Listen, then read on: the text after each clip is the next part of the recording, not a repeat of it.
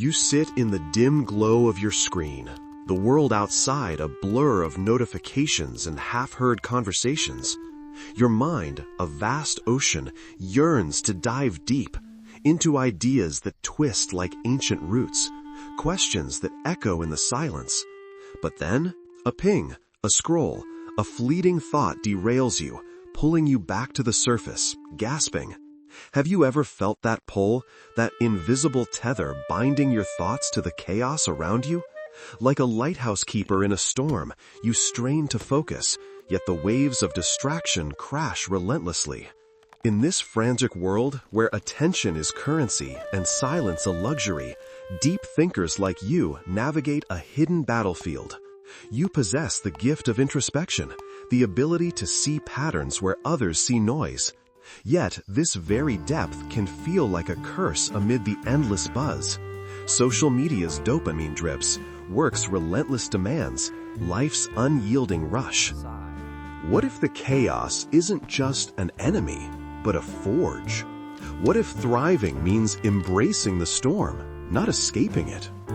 Tonight, we unravel the psychology of deep thinkers in a distracted world. We'll explore how your mind's quiet power can cut through the clamor, revealing paths to focus, flow, and fulfillment. Lean in. The depths await. Let's begin with the invisible thief, distraction. In a world designed to hijack your attention, your brain is under siege. Psychologists describe this as the attention economy, where every app, ad, and alert competes for your finite mental resources. A study from the American Psychological Association reveals that our attention spans have shrunk dramatically over the past 2 decades, from 12 seconds in 2000 to a mere 8.25 seconds today, shorter than that of a goldfish. Why? Dopamine loops. Each notification triggers a hit of pleasure, rewiring your neural pathways to crave the quick fix over sustained thought. Gloria Mark, a psychologist at the University of California, Irvine, explains in her research that when distracted, it takes an average of 23 minutes to refocus fully. Imagine that, nearly half an hour lost to a single buzz. For deep thinkers, this is amplified. Your introspective nature, rooted in what Carl Jung called the introverted attitude, thrives on unbroken contemplation. Yet, in chaos, hypervigilance kicks in, a survival mechanism scanning for threats, leaving you exhausted. Studies show that chronic distraction elevates cortisol, the stress hormone, leading to burnout. But here's the pivot. Deep thinkers often harness flow states, as described by Mihaly Csikszentmihalyi, a zone of immersed focus where time dissolves and productivity soars. In one Harvard study on mindfulness, participants who practiced focused attention reported 20% higher resilience to distractions. So what steals your focus might also sharpen it if you learn the dance. Have you noticed how a single deep breath can reclaim the reins? Picture this. You're like the ancient philosopher in a bustling marketplace, thoughts swirling while vendors shout. Take Emily, a software engineer in her 30s. Names changed, of course. Raised in a home of constant upheaval, she learned to retreat into her mind's library, devouring books on quantum physics while chaos raged. Today, in an open office world of pings and meetings, she thrives by carving thought sanctuaries, hour-long blocks where she silences her phone, diving into code like a diver into coral reefs. Her breakthroughs? Born from that depth, turning bugs into innovations. Or consider Marcus, a writer in New York, whose childhood in a noisy urban sprawl taught him to find solace in observation. He describes his mind as a kaleidoscope, refracting distractions into insights. One day, amid subway delays and blaring horns, he penned a viral essay on urban solitude. The chaos, he says, is my muse. It forces me to filter, to find the gold. These stories echo a motif, the deep thinker's alchemy, turning noise into narrative.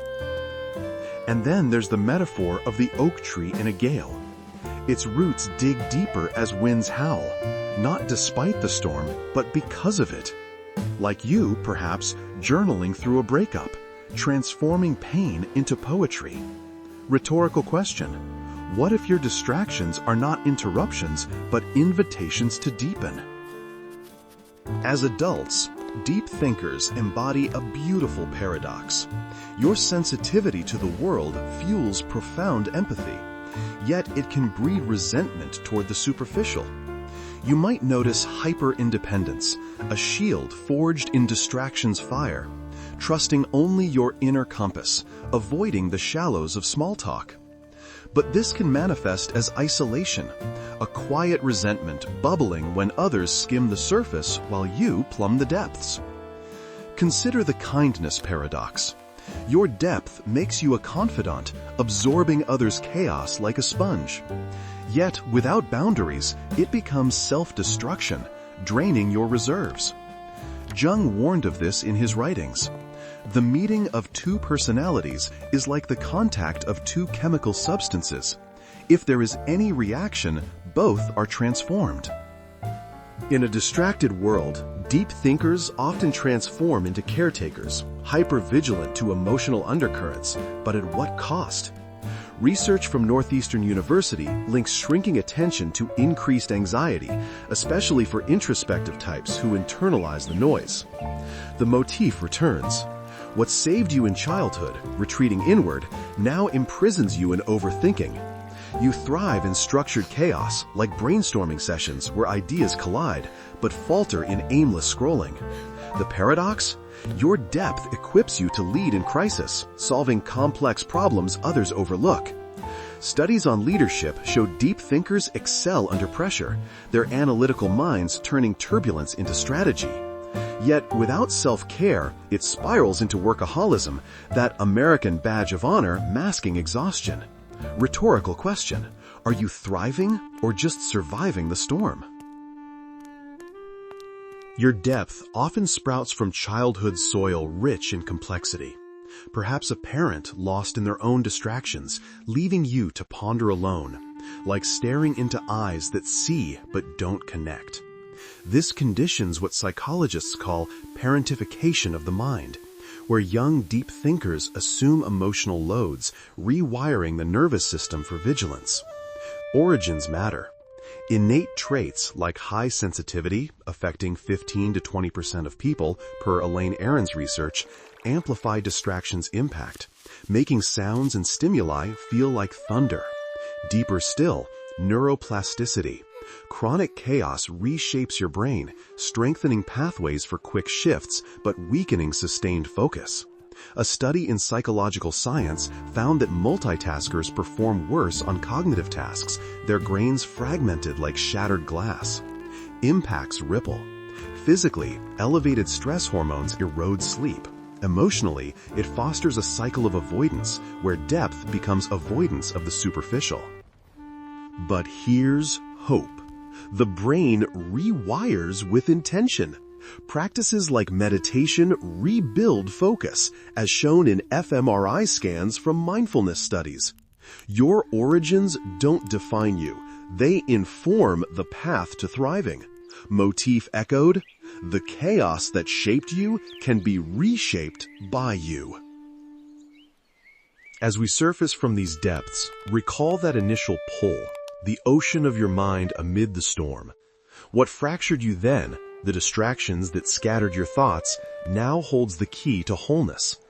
Deep thinkers like you aren't broken by chaos, you're refined by it. The paradox dissolves when you claim your power, focus as a choice, depth as a strength. For healing, start small.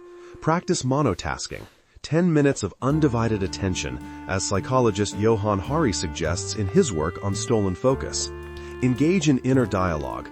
What does my depth need today?